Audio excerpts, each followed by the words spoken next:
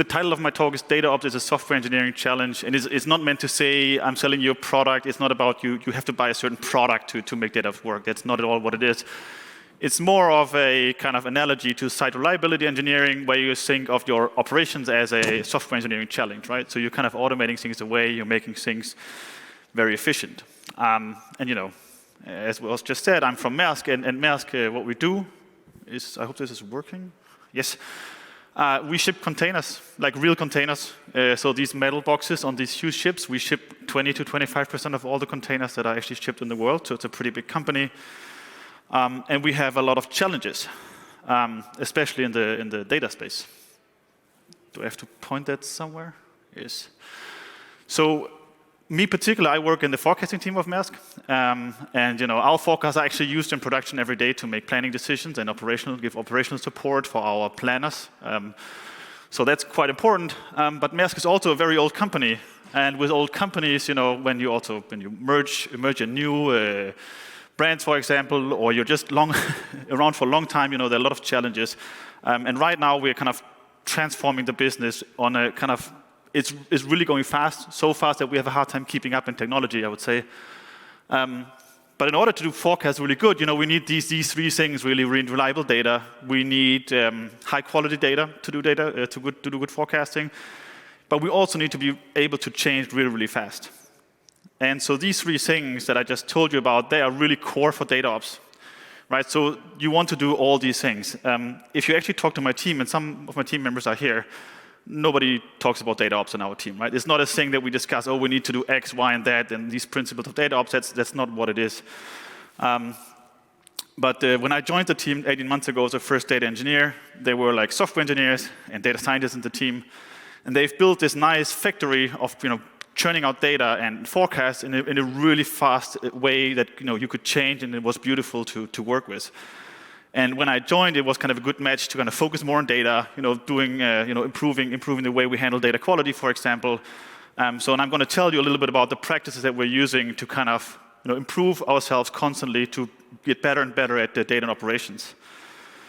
So the quick summary of what I want to show you is that the stuff we've been able to do in the last 18 months is that for a lot of the data reliability things, we went from like 75% reliability to 99.x%. That is basically taking how things used to be done to the way of working that we're working on, that I'm going to tell you about in a second. When it comes to high quality data, we implemented systematic data validation, and we are today preventing at least one really serious data incidents per month.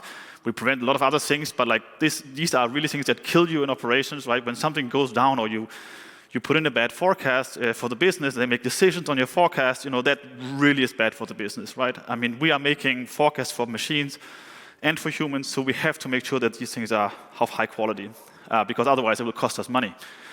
And the other nice thing, and that's a characteristic of the team that I joined, is that they have a very high change velocity. I mean, we are a product team. We build a handful of forecasts. But we're also having a lot of changes to production every day. So 1 to 10, right? That's kind of roughly where we are, I think. So it's like 1 or 2 changes to production every day for each of our products. And that's a really good pace.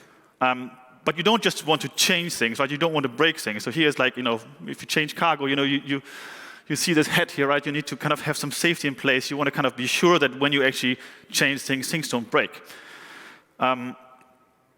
And a lot of the things that you hear when you work with data teams is, oh my God, this will take 3 months to get the data because it's on-prem and, all the things.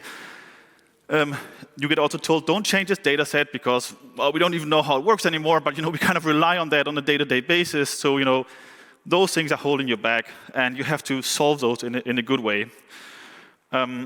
Because we want to change fast, right? We need to change with the business. We want to do different things now than we used to do 120 years ago. And if we start with high change velocity here, just a couple of key points. For us, everything is code, right? That's kind of the first rule of DataOps, more or less. Everything has to be code.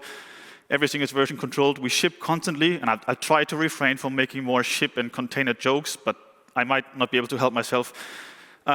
Everything is automated. Tests are automated. Deployments are automated. Environments are automated and disposable. So we don't really have a fixed environment except production these days. And that helps us, shedding waste. So if we come to changing, again, automated tests, like how do you do that in a data setting? A lot of times I hear data engineers say, well, software engineers, they have all these nice tools, they can all do these nice things, but you can do the same with data. There's not much of a big difference. You can actually very easily test data and data pipelines if you use the right practices. So if you're using functional data engineering, it's extremely simple to just test your data pipeline. So I have you can do it in a small context. So let's say green is your data, and you have a transform and blue here. You spit out a new data set. You can easily, test in this framework or in this harness. But you can take a bigger one, right? You can even test end-to-end flows, whole flows against certain. You can write tests, and if you do it in a file system, it's extremely easy. You can do it in your data warehouse if you need to, but you should do it because when you do that, you can actually change safe and you can change fast. And I don't see that done a lot, unfortunately, but this is really what helps us today to iterate really, really fast in data sets. So sometimes, you saw the call in the beginning, 3 months, 4 months. We change data sets on a daily basis. We change it on an hourly basis. We fix it on a minute basis. That's how fast you can get just by using good practices versus not good practices. Another thing, so, we can test these things locally or on CI. That's fine. But of course, data is bigger. So you might also need to check your whole production data against something. So what you really want to do is you want to have some automated way of creating, for example, a development environment that lets you just run your whole pipeline, like here, right? So you have a parallel run. You might have a change in this job only, but you need to check the difference here, right? So you can either build it as a dark pipeline or a shadow deployment, or you can do it automatically in a development space. It doesn't matter. But what matters is that you just read it from production, right? You don't want to have 5 different environments, 5 different sets of data. That just gives you problems down the line. If you want to do it fast, compare the real thing as fast as possible. Nothing else really matters because this is what you'll end up with anyways, right? So all the pre-stuff, just get rid of it. Just to lead on from what I just said, reduce waste. Remove environments that are not needed because they're not needed. So you don't need to have 5 environments all the time with your data. You really want to run against production data as soon as you can. There's not much point in other things. Of course, you need to test things in certain things sometimes and isolate it. That's one thing, but you really don't want to have the headache of dealing with a million different static environments. And also, what you want to do, what I just showed you with the dark pipelines, is you want to try to experiment in production. And again, I'm not saying breaking things in production. I'm saying experiment with the changes using feature toggles, for example, right? Experiment with those things in production because that's really what you need. The other thing you can forget about, right? It's like a machine learning model, right? If that doesn't actually work on scale, if that doesn't actually produce the right outcomes, we do not care, right? So we want to build it at the right scale. We don't want to have 10 different layers we have to go through and push through and maybe have a QA engineer in the middle. If we don't have to, we shouldn't do it. Okay, so we can do things fast and we don't have to break stuff. This is really good. But we also have data quality issues. And yeah, we're a 120 years old company. So some of our systems are really old and are very manual. So obviously there's bad data everywhere, right? That's just our daily problem as a data engineer, really. So one of the funny things I heard in the team that I joined was that, the data quality of this is fine because we validated this back in 2017. Right, and in 2017, the one thing you looked at that might have been good, but 2017 is unfortunately a long time ago, and things have happened. But also, as a data engineer, often you face this issue of I want to do data testing, but my product owner, he doesn't see value in data testing, right? Because the data testing really comes into its own when you prevent things from happening, when you're saving money for the company, and that's just not so easy to sell as when you have a machine learning model that is super sexy and gives you some fake revenue, right? That's but this is there's some real dollars here to be made as a data engineer. So what you have to do if you want to do that, and this is again, all this is about how we think about this. It's not just the one thing that you have to do. But we like to test data on runtime. So every time a pipeline runs, we want to test the data in flight. We have to take constant care of our data. It's changing, right? Things are happening all the time, and our biggest, or our mantra, or my mantra when I wake up is I want to prevent bad data from producing bad outcomes, right? I want to stop bad data from producing a bad forecast because it means we're selling maybe capacity that we don't have, or we're doing some bad things in operations that are really not optimal. So this is our mantra: prevent bad data from producing bad outcomes. And one thing we did to achieve that is hopefully showing up on the next slide. Yes, is that we have, the way we run jobs is very simple, and we incorporated like something even simpler. So this green thing here, this is just data, right? So if we have data, we have this kind of thing that is a kind of data validation thing. We actually use great expectations quite a lot. But it's a generic thing. We can run anything, right? And then we run some transform, and then we have another check. So we can check input, we can check output, and even if the output is not up to our standards, we can fail it, we can still save it, and we can inspect it, right? So we can debug, right? So that is important for your debuggability. So POCing this stuff, I think, took one Creative Friday. We have these Creative Fridays. Implementing that at scale took 2 to 3 days, and then three more days profiling more data. And we've spent some more time now to make it more configurable. But essentially, it's a couple of days spent with software engineering talent to fix that. And then all our data can basically be checked on the flight, and it will stop if the data is bad, right? If we have written the test correctly, or if we have written the great expectations suit correctly. And the other thing that we then realized that, hey, yes, we can stop bad data from coming into the system or producing a bad forecast, but we can also actually just take these metrics and report them so we get them over time. And of course, there are products that do that for you, but this is a 10-line thing that we did with great expectations, sending it to our logging, and you have the full observability, right? There's not much you need to do. There's some very small software engineering challenges, and if you apply a software engineering mindset to that, you can get to these solutions really, really cheap, really, really fast, right? A couple of days, done, and now we can query those metrics. We can alert on trends, and basically do that as part of our daily work. And once you have this set up, what you really want to do is you want to learn and iterate, because what will happen is that you will start seeing things you haven't seen before, right? It's a typical unknown. So if you're a data engineer, you tell me you have no data quality problems, you're probably not aware that you have data quality problems, right? So, and once you look into this, it's bad. Everything looks bad. Like everything looks bad. So you have to kind of, go through that step by step. You detect things, you fix a thing, you start preventing the thing, right? And that's how we kind of came to like 75% to 99% reliability and like preventing those big incidents, because we've been through that and we're still doing that day to day. Okay, reliable data delivery is the last kind of pillar I wanted to talk about today. And so really what you want to do is you want to take all these things that I just talked about, and you want to make sure that you deliver your data at the right time, but you also want to make sure that the data that we're creating our team is used by data scientists so they can experiment on these things very quickly, right? And so this little robot here, I think this is from the Rotterdam terminal, that is fully automated and delivers data on time. That's kind of what we want to do, right? And data reliability turns out to be hard, right? It's a hard problem. So I had a conversation with one of our engineers in the company actually, and he said that, well, but on average, what are you complaining about? You're getting on average, you get data daily. I mean, that's not really good if you have an incident that takes 3 days to resolve or 4 days to resolve, right? I mean, we need to do forecasts to actually improve operations. We can't really do that if we have like every now and then have like a week or 2 weeks of downtime. Even though on average, if you look back in history, we get daily data, right? That's not good enough. Or things like that happen is like when I checked the data set, it was fine. It's kind of the analogy in software of saying like it worked on my machine, right? So on my machine it worked, but you're running it doesn't work because you're mutating data, state changes, and it's just horrible in general. So you want to avoid those things.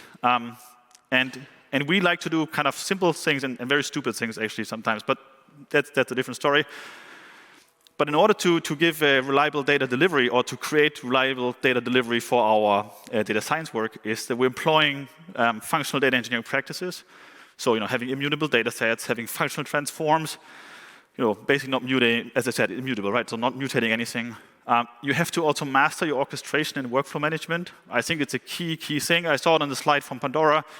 They use Airflow. I mean, use Airflow, Luigi. I mean, whatever you want, but you have to master that, and you have to automate it so much that it's easy for your teammates to actually iterate. So when I gave you this slide on how fast we iterate, the key part about that is that the team has built a system where a junior engineer can come in and say, okay, I just want to change this. I run the whole pipeline, and I can just do look at the difference and check that this is okay.